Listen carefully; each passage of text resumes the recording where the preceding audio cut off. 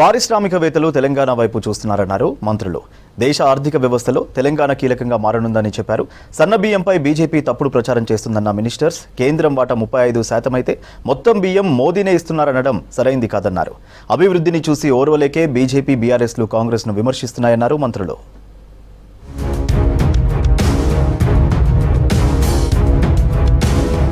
తెలంగాణలో పెట్టుబడులు పెట్టేలా ప్రోత్సహించాలని లాటిన్ అమెరికా, కరీబియన్ దేశాల ప్రతినిధులకు మంత్రి శ్రీధర్ బాబు విజ్ఞప్తి చేశారు. పరిశ్రమల ఏర్పాటుకు తెలంగాణలో ఉన్న అనుకూలతలను వివరించాలని స్థానిక పారిశ్రామికవేత్తలకు సూచించారు. బంజారాహిల్స్ పార్క్ హయాత్లో గ్లోబల్ ఇండియా బిజినెస్ ఫోరం ఆధ్వర్యంలో నిర్వహించిన India, Latin America, Caribbean countries business conclave 2వ ఎడిషన్లో శ్రీధర్ బాబు పాల్గొన్నారు. ఈ సందర్భంగా పారిశ్రామికవేత్తలకు ప్రభుత్వం అందించే ప్రోత్సాహకాలను శ్రీధర్ బాబు వివరించారు. Not only in terms of IT, where in the emerging technologies we have center of excellence for AI and we have center of excellence for cyber security. 50 kilometers from the airport, we are developing about 3,000 acres of manufacturing cluster. That's NIMS area. End to end our state in terms of geographical area. If you are connected by road, it's just about 240 to 300 kilometers. And Hyderabad is a central place where we connect. సన్నబియ్యం పంపిణీపై BJP అవాస్తవాలు ప్రచారం చేస్తుందన్నారు పౌర సరఫరాల శాఖ మంత్రి Uttam Kumar Reddy. Rice డిస్ట్రిబ్యూషన్లో majority వాటా state గవర్నమెంట్దేనన్నారు.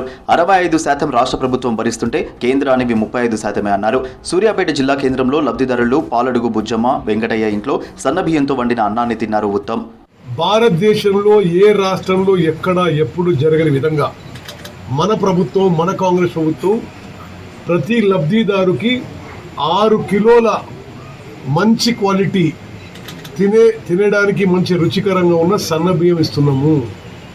ఆ సన్న బియ్యం మరి వెంకట ఇంట్లో మరి ఎట్లుంది, ఆ కుటుంబ సభ్యులు తింటున్నా లేదా, హ్యాపీగా ఉందా లేదా కనుక్కోవడానికి నేను వాళ్ళతో కలిసి భోంచేస్తున్నా. వారంలో ఇందిరమ్మ ఇండ్లకు శంకుస్థాపనలు ప్రారంభిస్తామన్నారు మంత్రి కోమటిరెడ్డి వెంకటరెడ్డి. రాష్ట్రంలో సన్నబియ్యం పంపిణీ చారిత్రాత్మక నిర్ణయమన్నారు. 16 నెలల కాంగ్రెస్ పాలనలో 6 గ్యారంటీలతో పాటు చెప్పనివి కూడా అమలు చేశామన్నారు. సన్నబియ్యం సంక్షేమ పథకం కాదు, పేదలకు వరమన్నారు. నల్గొండ జిల్లా ఎల్లారెడ్డిగూడెంలోని దళిత కుటుంబం మేడి సోములు, అరుణ దంపతుల ఇంటికి సహబంది భోజనానికి వెళ్లారు మంత్రి కోమటిరెడ్డి. సన్నబియ్యంతో వండిన అన్నం, పప్పుతో భోజనం చేశారు. ఇది సంక్షేమ పథకం కాదు, పేదవాని ఆత్మ గౌరవ పథకం. సన్న బియ్యం మా అరుణ ఇంట్లో ఆమె చేతి వంట తింటుంటే నిజంగా ఇక కోటీశ్వరులు తినే అన్నం తింటున్నాం అంటే పేదవాడు కళ్ళలు కన్న తెలంగాణ ఇది.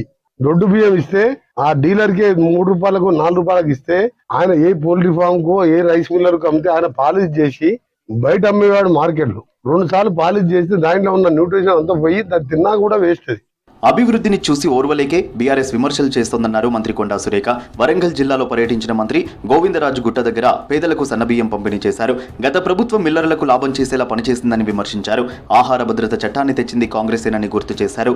ఏ ప్రభుత్వం అధికారంలో ఉన్నా సన్నబియ్యం పంపిణీ ఆగదన్నారు సురేఖ. మరి ఈ దొడ్డు బియ్యం మిల్లర్లు 10 రూపాయలకు కొని 30 రూపాయలకు ప్రభుత్వానికి అమ్మిన పరిస్థితులు మరి ఆ రోజు బీఆర్ఎస్ కాలంలో ఉన్నాయి. అయితే ఈరోజు మా ప్రభుత్వం ఒక్కో పేదవాడికి 6 కిలోల నాణ్యమైన సన్న బియ్యం అందించాలనేటువంటి ఒక నిర్ణయంతో మేము ఈ కార్యక్రమాన్ని కూడా ప్రారంభించడం జరిగింది. రేపు డెహ్రాడూన్లో పర్యటించనున్నారు మంత్రి సీతక్క, పొన్నం ప్రభాకర్. ఎల్లుండి సామాజిక న్యాయం, సాధికారతపై సదస్సు జరగనుంది. సదస్సుల్లో 2 మంత్రులు ప్రసంగించనున్నారు.